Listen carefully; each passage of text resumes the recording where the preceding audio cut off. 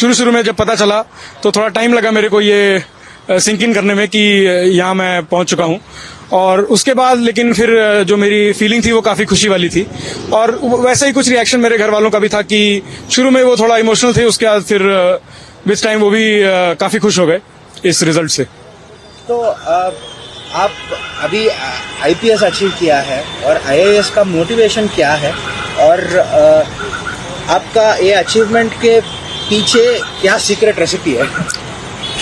जी, तो आईपीएस के बाद आईएएस में मेरा मोटिव आने का ये था कि जो डाइवर्सिटी ये जॉब ऑफर करती है और जिस तरह का पर्सनालिटी डेवलपमेंट जो कि काफी होलिस्टिक कहा जाता है इस तरह की सर्विस से मिलता है, वो मेरा मेन एम था which I was trying to chase. और उसके अलावा जो आपने दूसरा क्वेश्चन पूछा उसमें मैं ये कहना चाहूंगा कि मेरी रेसिपी ऐसा कुछ बहुत अलग नहीं थी। मेन वही है कि आपको सेल्फ मोटिवेटेड रहना है और आपको एक स्ट्रेटजी से स्टिक करके और उसी के अनुसार आपको आगे बढ़ना है। एक जो चीज मैं थोड़ा अलग किया वो ये कि पिछले साल के जो पेपर्स थे उनको मैंने बहुत ढंग से एनालाइज किया, उनके पैटर्न्स आइडेंटिफाई किए कि किस तरह के स्टेटमेंट्स यूपीएससी सही बना रहा है, गलत बना रहा है, किस तरह के क्वेश्चंस की संभावना ज्यादा है, उस तरह की चीजें मैंने थोड़ी एनालाइज की। बाकी तो वही जो हर कोई करता है। सर, तो मैंने 2021 में अपना BA LLB ऑनर्स कंप्लीट किया था Gujarat national law university Gandhinagar से, एंड सिंस देन मैं प्रिपेयर कर रही हूँ सिविल सर्विसेज के लिए। लास्ट ईयर मैंने Jammu and Kashmir civil services का एग्जामिनेशन क्वालिफाई किया था और साथ ही साथ मैं यूपीएससी की भी प्रिपरेशन कर रही थी। ये मेरा 3rd अटेम्प्ट था यूपीएससी में, and I am very thankful कि क्वालिफाई हो गया। आई थिंक रैंक तो कोई एक्सपेक्ट नहीं करता है कि इतना अच्छा आ जाएगा, सबका यही एम होता है कि लिस्ट में कहीं पे नाम आ जाए। सो सर्टनली काफी ओवरवेलमिंग फीलिंग है अभी। तो मन में हमेशा से यही था कि मैं कोई ऐसी जॉब ज्वाइन करूं जहां पे मैं पार्ट ऑफ द सोल्यूशन रहूं rather than being a part of the problem. क्योंकि बचपन से ही मुझे ये, मैं अपने पेरेंट्स से पूछती थी कि ये प्रॉब्लम ऐसी क्यों है, सड़क क्यों है खराब, या हमारे घर में क्यों नहीं है टेलीफोन का कनेक्शन। तो वो कहते थे कि प्रॉब्लम मत बनो, सोल्यूशन बनो, डीसी बन के करना खुद सॉल्व। तो वो मुझे ऐसे बोलते थे। तो फिर वहां से मेरे दिमाग में आया कि चलो let's try to be a part of the solution. सबसे इम्पोर्टेंट है टू बी फोकस्ड। अपना एम क्लियर होना चाहिए लाइफ में कि क्या करना है, और अपने हार्ड वर्क सबसे इम्पोर्टेंट है। डिसिप्लिन से, कंसिस्टेंसी से हार्ड वर्क करना यूथ के लिए सबसे ज्यादा इम्पोर्टेंट है मेरे ओपिनियन में। कितने घंटे पढ़ाई की जाती है?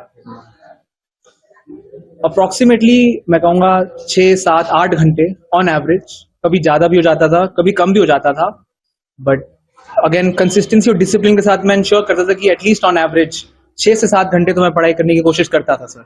मेरे को लगता है कि आजकल यूट्यूब पे और ओपन सोर्स बहुत सारे कोर्सेज अवेलेबल हो चुके हैं, एंड पर्सनली मैंने कोचिंग नहीं ली थी। I think it is possible कि बिना कोचिंग भी बच्चे निकाल सकते हैं अगर सही गाइडेंस हो, सही लोगों से आप इन टच में रहें और करेक्ट स्ट्रैटेजी से स्मार्ट वर्क के साथ पढ़ाई करें, तो it is very much possible. मैंने ये तो कभी नहीं सोचा था कि टॉप 20 में आऊंगी। हर एस्पिरेंट की तरह यही आशा थी कि बस लिस्ट में नाम आ जाए। तो ये बहुत ही बड़ा मोमेंट है मेरे लिए भी और मेरी फैमिली के लिए भी। तैयारियां की गई आप लोग, कितना चैलेंजेस था ये? एक्चुअली ये मेरा 2nd अटेम्प्ट था और मैं तैयारी 2021 से कर रही हूँ, तो अभी 3 साल हो चुके हैं। और चैलेंजिंग रहा है ऑफ कोर्स ये पाथ, क्योंकि बहुत आइसोलेशन में रहना होता है, अकेले रहना होता है, सोशल लाइफ पे बहुत सैक्रिफाइस करना होता है। लेकिन इसके बावजूद मैं समझती हूँ कि फैमिली और फ्रेंड्स ने काफ़ी मुझे सपोर्ट किया इस जर्नी में। अच्छा, जब तैयारी कर रही थी तो मुझे लग रहा था कि टॉप 20 में इस तरह से रैंक आ जाएगा? एक्चुअली मैं जब तैयारी करी थी तो मैंने कभी ये सोच के नहीं चला कि मुझे इतनी ही रैंक चाहिए या इतनी रैंक पानी है। मैं हमेशा इस चीज़ में बिलीव करती हूँ कि हम सिर्फ हार्ड वर्क कर सकते हैं, बाकी रिजल्ट्स ऊपर वाले के हाथ में होते हैं और लक ऊपर वाले का हाथ में होता है। तो टॉप 20 कभी माइंड में नहीं था, वो तो बाय गॉड्स ग्रेस ऐसा हो गया। इस पढ़ाई के लिए बहुत मेहनत करनी पड़ती है, कोई छोर नहीं है। एवरीथिंग अंडर द सन इसका सिलेबस है, तो उसको क्वांटिफाई करना तो बहुत डिफिकल्ट हो जाएगा, बट डेफिनेटली थोड़ी सी भगवान की लक दी हुई और पढ़ाई से ही ये पॉसिबल है। इसका सेल्फ किया अपने आप को और अपने पेरेंट्स को और जितने भी लोग मेरी लाइफ में आए सबको ही इस बात का श्रेय जाएगा, क्योंकि किसी एक को पॉइंट आउट करना तो पॉसिबल नहीं है, बट सारे दोस्त, परिवार सभी इसमें बहुत हेल्पफुल साबित हुए हैं।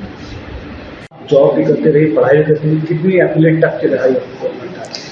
देखिए फिर वही है कि जॉब के साथ पढ़ाई करने में मेरे सीनियर्स ने मेरी हेल्प की, मेरे बैचमेट्स ने मेरी हेल्प की और उन सभी ने कोशिश की कि मैं पढ़ाई भी कर सकूं और जहां मैं काम कर रही हूं वो भी अच्छे से हो पाए। तो सभी का इसमें सहयोग रहा कि मैं ये कर पाई। मेहनत लगी, वो उसमें मना मैं नहीं कर पाऊंगी, लेकिन बिल्कुल बाकी सबका बहुत सहयोग रहा जिसकी वजह से आज मैं यहाँ पहुँची हूँ। Sir, I'm feeling very grateful कि I could clear this exam. As far as my studies are concerned, तो मैंने GS तो self study से ही किया है. However, I took optional coaching from Shubhra Ranjan IAS. And as far as my number of hours are concerned, then I think consistently आप नहीं पढ़ सकते हैं. तो on an average मेरा 8 to 10 hours रहता था. However, जब एग्जाम पास में आता था तो आपको अपने स्टडी आवर्स बढ़ाने पड़ते हैं. तो उस टाइम पे मेरे आवर्स जो थे वो 13 आवर्स तक पहुंच जाते थे. However, क्वांटिटी तो मैटर करती है, उससे ज़्यादा इंपॉर्टेंट है कि आप क्वालिटेटिवली उतने आवर्स आप अपने दे पा रहे हैं. तो कहाँ कोचिंग लेती थी आप और कितने घंटे पढ़ाई करती थी? सर फाउंडेशनल कोर्स तो मैंने नहीं ज्वाइन किया कुछ भी. जीएस का मैंने खुद ही कवर किया था सब कुछ. ऑप्शनल के लिए पॉलिटिकल साइंस के लिए मैंने शुभ्रा रंजन आईएएस से कोचिंग ली थी. कौन से अटेम्प्ट में आपने ये निकाला? सर ये मेरा 4th अटेम्प्ट था. कितने घंटे पढ़ाई करती थी और जिस तरीके से आपके पिता दिल्ली पुलिस में ASI है, कितना फख्र की बात है और आज फख्र कितना? सर मेरा on an average 8 to 10 hours रहता था और मैं बहुत प्राउड फील कर रही हूँ कि मैं अपने मम्मी डैडी को प्राउड फील करा पाई. एंड जो सब मेहनत थी, हार्डवर्क था, मेरे मम्मी डैडी के सैक्रिफाइसेस थे, वो सब आई थिंक आज अचीव हो गए.